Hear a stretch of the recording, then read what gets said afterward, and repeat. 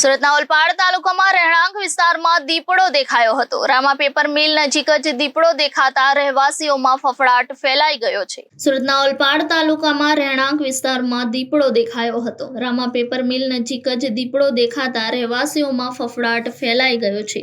દીપડો લટાર મારતો સીસીટીવી કેમેરામાં કેદ થયો હતો। ઓલપાડ તાલુકાના બરબોધન ગામ ખાતે દીપડો દેખાતા તકેદારીના ભાગરૂપે બરબોધન સ્થિત પેપર મિલ બંધ કરી દેવામાં આવી હતી।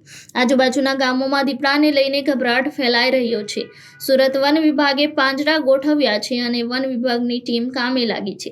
હજીરા અને કામરેજ વચ્ચે દીપડાનું મૂવમેન્ટ હોવાનું અનુમાન કાઢવામાં આવી રહ્યું છે। नमस्कार। सबसे पहले मेरा नाम सचिन गुप्ता है। मैं डीसीएफ सूरत हूँ। अभी 10 मई को लेपर्ड की मूवमेंट रामा पेपर मिल के सीसीटीवी कैमरा में दिखाई थी। 10 तारीख को रात का मूवमेंट था, तो अगले दिन फॉरेस्ट टीम वहाँ पे पहुँची, पंजों के निशान की ट्रैकिंग की, तो पता लगा कि यहाँ पे लेपर्ड का मूवमेंट रहा है।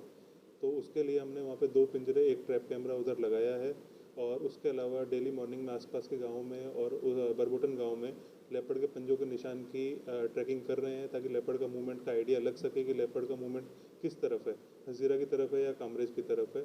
और अभी तक प्राइमरी एस्टिमेट के हिसाब से एक ही वहाँ पे लेपर्ड का मूवमेंट ट्रैक हुआ है। वहाँ पे एक के अलावा दूसरा लेपर्ड है नहीं, और आसपास के गाँवों के अंदर कोई लेपर्ड के पंजों के निशान नहीं है। तो रिपोर्टर अरविंद राठौड़, जनादेश न्यूज़, सूरत।